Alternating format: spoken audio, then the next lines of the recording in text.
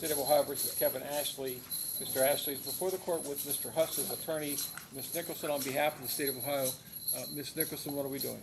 Your Honor, the defendant pleaded to count 2, the grand theft, as a felony of the 4th degree, and count 4, criminal trespass. The state dismissed the remaining 2 charges. There is no agreement on sentencing, but we talked in chambers, and I do have a victim impact statement from the victim if the court proceeds with sentencing today. Did you go to school? Have a GED. So you can read and write okay? Yes, sir. Are you a citizen of the United States? Yes, sir. Has anyone promised you how the court would sentence you in this case? No, sir. I have in front of me a document. This is called a change of plea. On the second page, on the line marked defendant, there appears a signature. Did you sign this? Yes, sir.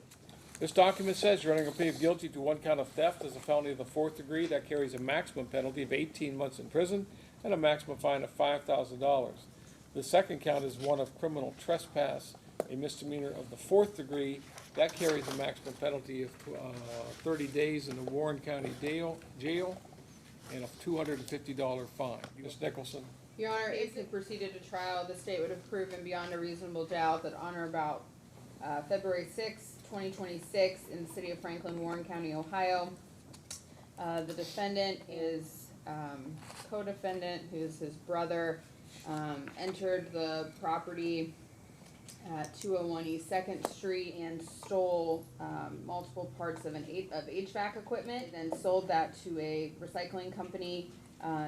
Their vehicle found on flock cameras containing the stolen property as it headed towards the recycling plant, Miami Valley Recycling, who confirmed that the defendant was there and had sold copper HVAC parts and radiators, as well as defendant's GPS coordinates on his ankle monitor put him at the scene at the time of the incident. Okay. Mr. Hust, anything on those facts?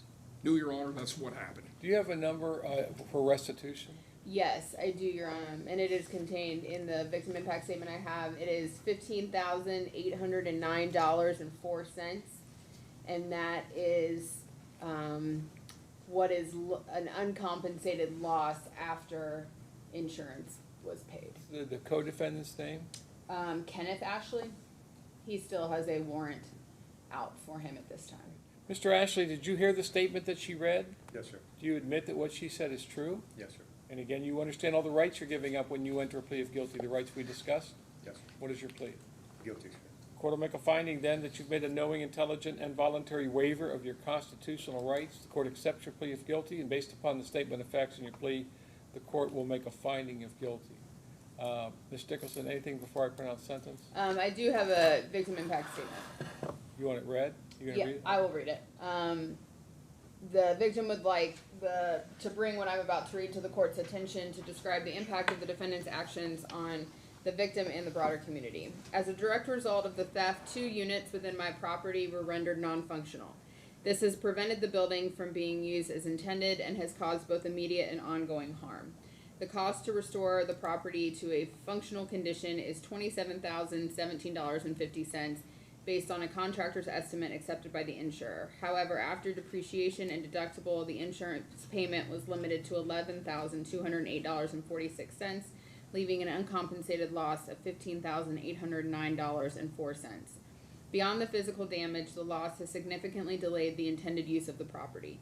The building was being developed as a space to support startup businesses and to function as an event-based venue serving the community. Even at a conservative estimate of 30% utilization, the property was projected to generate approximately $5,000 per month.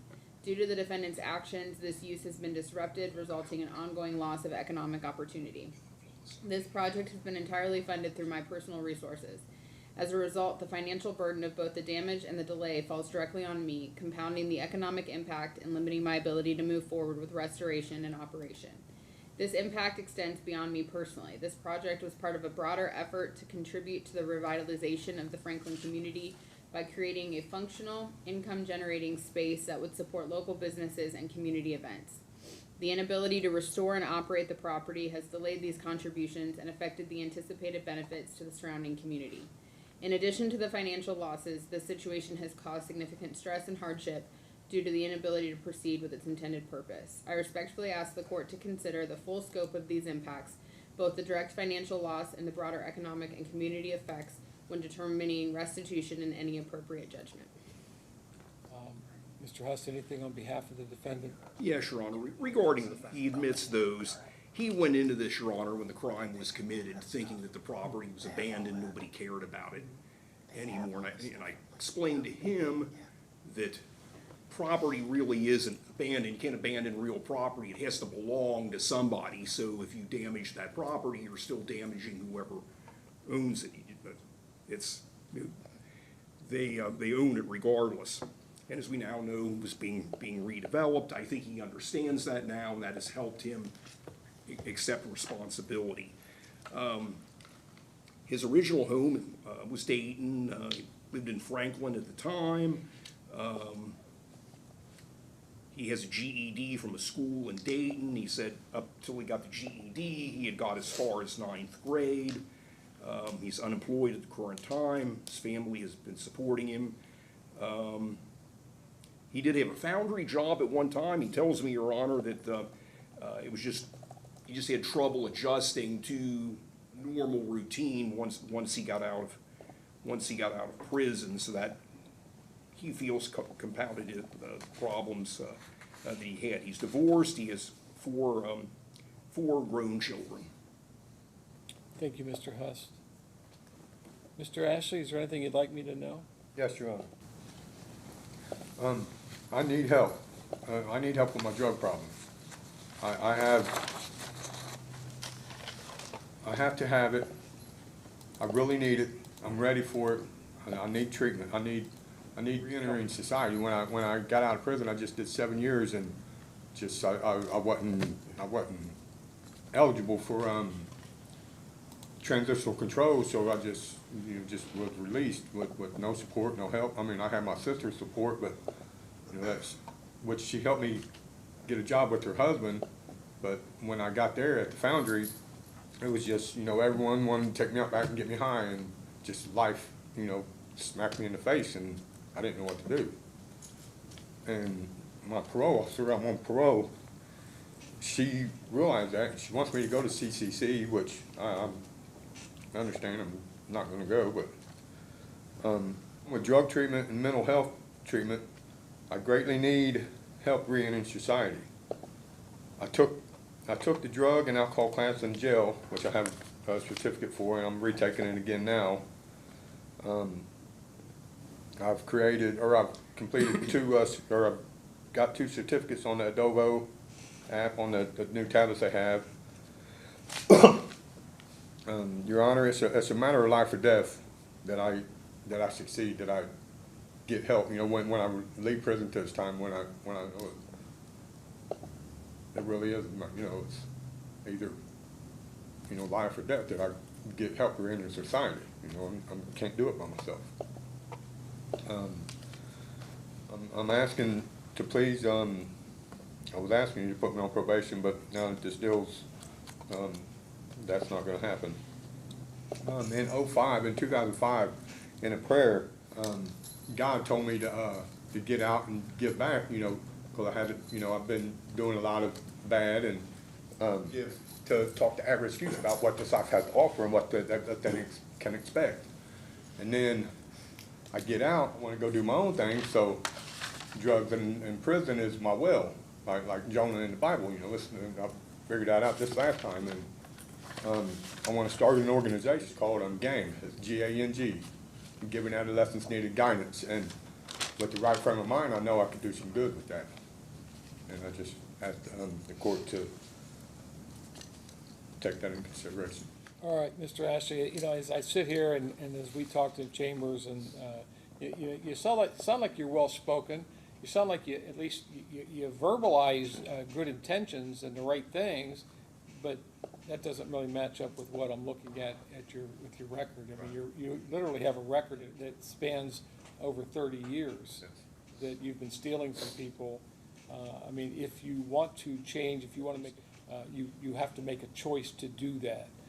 There's nothing that prevents you from seeking whatever substance use disorder or mental health issue help that you need. You don't need the court to order that. You can always get that. And there are certainly programs available for you to get employment rather than stealing from people.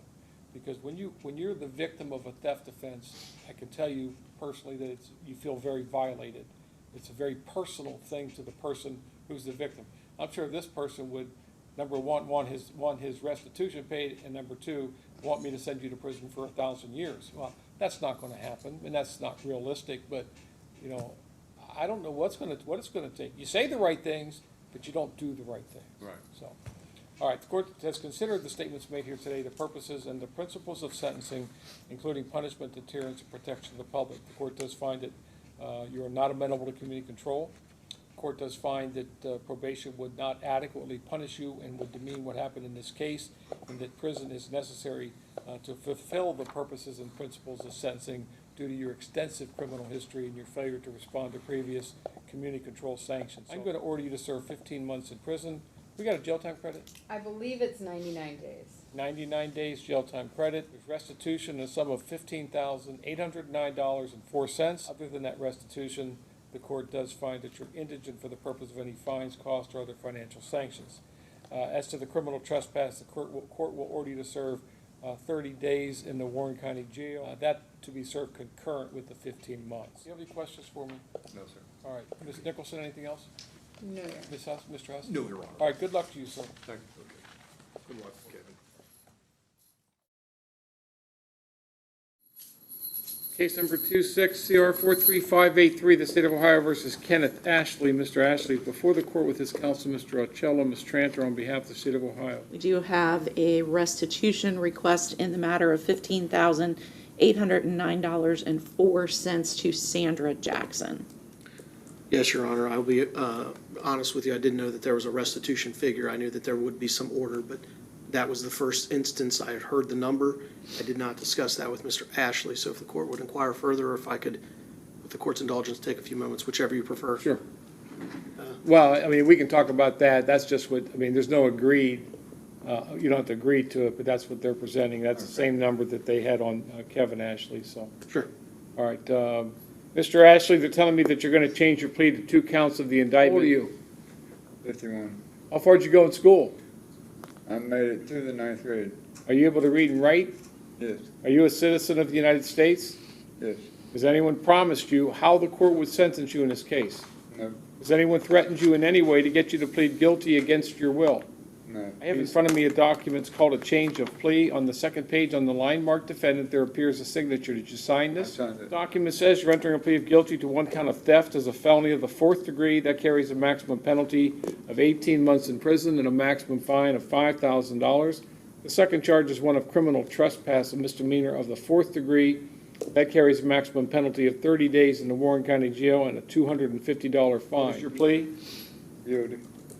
Court will make a finding that you've made a knowing, intelligent, and voluntary waiver of your constitutional rights. The court will accept your plea of guilty, and based upon the statement of facts in your plea, the court will make a finding of guilty. Ms. Tranter, is there anything on behalf of the state? Other than the restitution request, Judge, nothing further. Do you have a jail time credit? I do. It is 49 days. Mr. Ocello, anything? We'd ask the court to credit those days. Ms. Tranter and I were discussing before the court came on record whether or not you would order a pre-sentence investigation or not. Unlikely. I'm not inclined to. I intend to proceed directly with sentencing now. That was the only real question I had, Your Honor. Thank you. Mr. Ashley, is there anything you'd like to say? I mean, not that it's really gonna matter, but I should have known. Every time I screw around with my brother, I get a raw deal. But nothing, like I said, nothing that helps the court. Well, as you know, Me kicking me in my ass. What's that? Me kicking me in my ass again. Yeah, well, I mean, at some point in time, you're old enough to know better. Right. At some point in time, you gotta start making better decisions. Yeah. 'Cause, you know, I've. That's why I say, Yeah, yeah. I've I reviewed. take the responsibility for what I did. Okay, well, I mean, I've reviewed your prior record, Yeah. and, it's not good. Yeah. I mean, your record dates back to 1997. This is 2026, so nearly 30 years of you breaking the law. Right, yeah. Well, maybe this time I'll take it the right way. I can only hope so. Yeah. I don't, and I ain't again, getting no younger. you're not, no. I mean, you're not getting many more chances either. No. I would say I can't really see any reason to treat you any differently than how I sentenced your brother. You guys are both involved in this. The amount's the same. I mean, his record was bad too. Yeah. So, all right, the court's considered the statements made here today, the purposes and the principles of sentencing, the relevant seriousness and recidivism factors.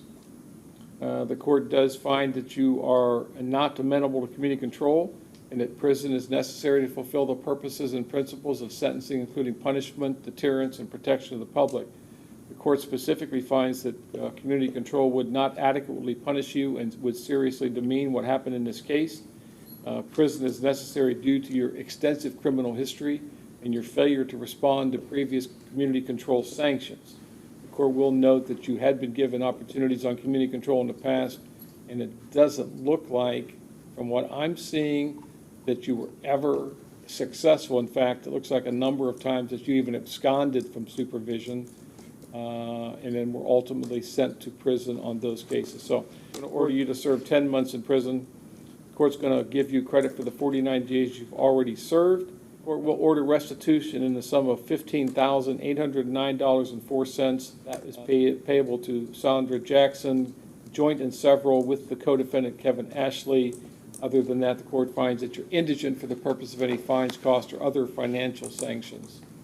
Questions for me, sir? No, I won't be doing that. All right, good luck to you. Judge, I assume you want 30 days on count 3 concurrent? I'm sorry, yes, 30 days on count 3 concurrent with the 10 months. Thank you. Sorry. Okay, so I got, what, left to do altogether? You've got about 8.5 months. a little more than 8 months. Okay. Okay? Thank you, sir. Thank you, sir. Well, we're going. Follow that deputy. Yep.